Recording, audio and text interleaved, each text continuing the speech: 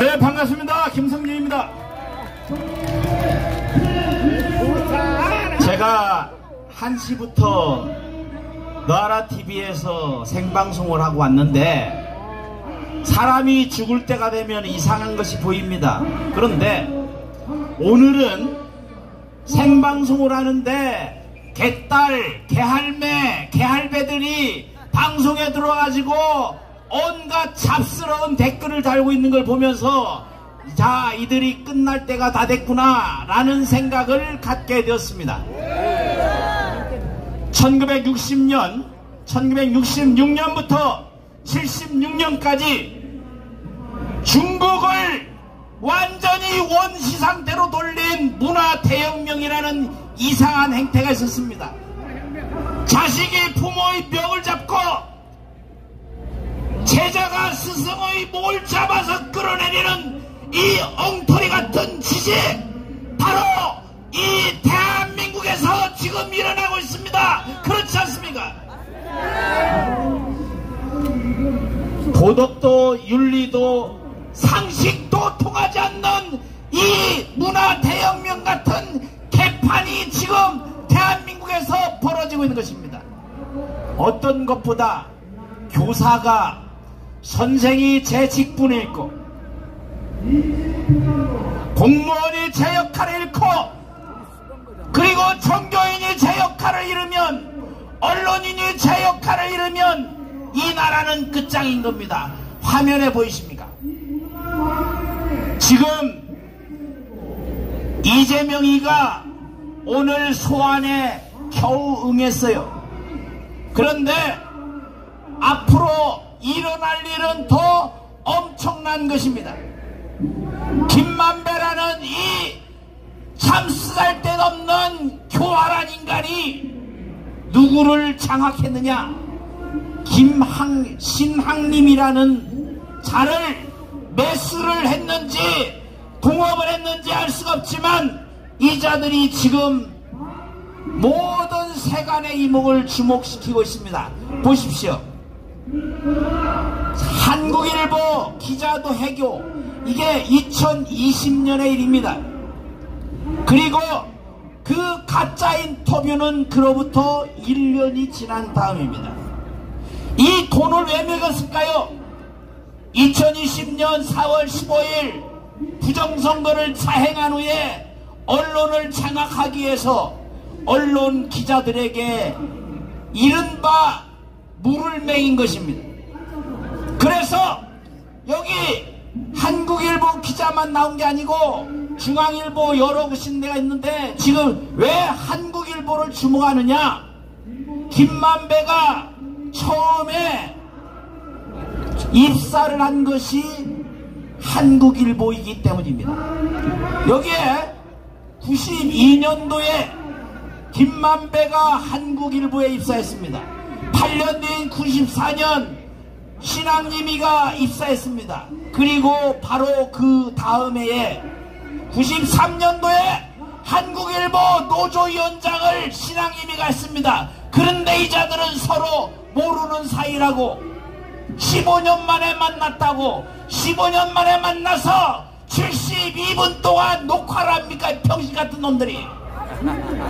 어떻게 이럴 수가 있느냐? 그래서 이건 말짱 거짓말이라는 겁니다. 그래서 하나가 더 나옵니다. 신항님이가 화천대유 사무실에 들렀다니까 아니 유령이 같나? 이런 인간들이 뺄갱이들은 공통적으로 그럽니다. 무조건 잡아떼고 얼굴에 철판을 깐 게 아니라 금강석을 뒤집어 씌우고 있는지 알 수가 없어요. 다음 장 보십시오. 어떤 거래를 했는가? 신항님이가 어떤 책을 썼는지 모릅니다. 그런데 책 3권을 1억 6,500만 원을 줬다는 거예요. 1억 6,500만 원. 한 권에 책 한 권에 얼마입니까?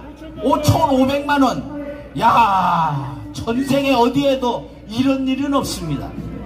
5,500만 원씩 1억 5천입니다. 1억 6,500. 그런데 옆에 거를 보면 2012년도 3월 16일에 신앙님이가 민주당 비례대표에 신청을 했어요.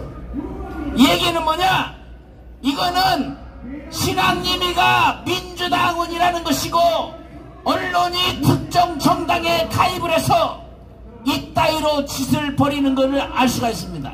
2012년도는 이재명이가 성남시장이 되고 대통령이 되겠다는 꿈을 드디어 개꿈을 꾸고 있는 상황입니다. 그러면 당연히 어떻게 연주를 탈 것인가 하는 것을 너무나도 뻔한 것이죠.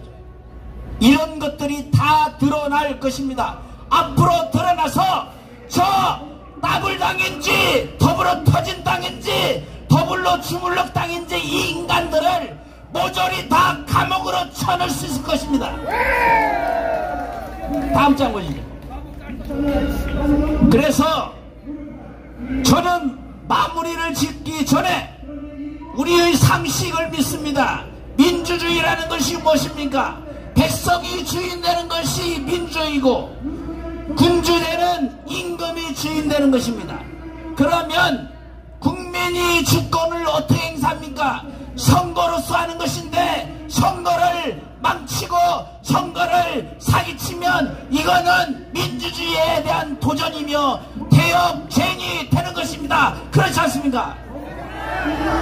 이 대역죄인의 마지막에 있는 정점에 있는 이재명은 마땅히 사형에 처해야 합니다. 그냥 죽여서도 아깝습니다. 저 한강 모래사장에 얼굴만 내놓고 파묻어서 바늘로 콕콕 찍어서 피가 마르고 닳도록 해야 우리 분이 풀리지 않겠습니까, 여러분? 이런 인간들이 또 있습니다. 저는 생각합니다. 왜 부산저축은행에 문재인의 부산 법조가 70억 원의 수임료를 받았어요. 갑자기. 실질적으로 부산저축은행은 노무현 문재인이 헤쳐먹은 겁니다. 그렇지 않습니까? 그런데 문재인이가 문제가 될 것 너무나도 뻔한데 이재명이가 왜 이런 것을 문제를 삼았을까요?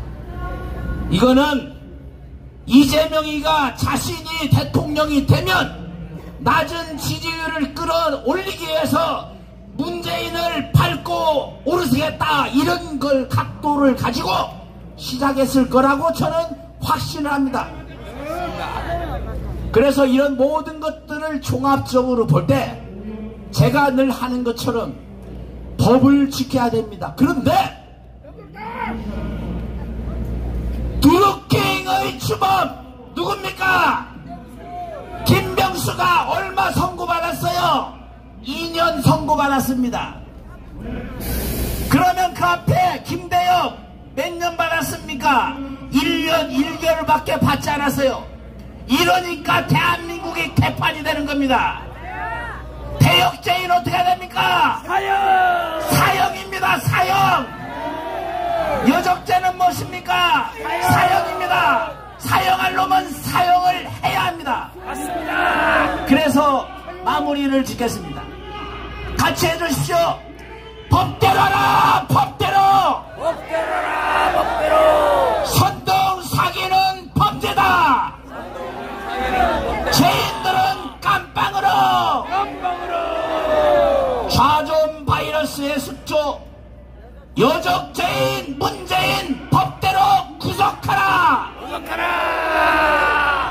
개구신들 이끄는 형사자법 이재명 법대로 구속하라.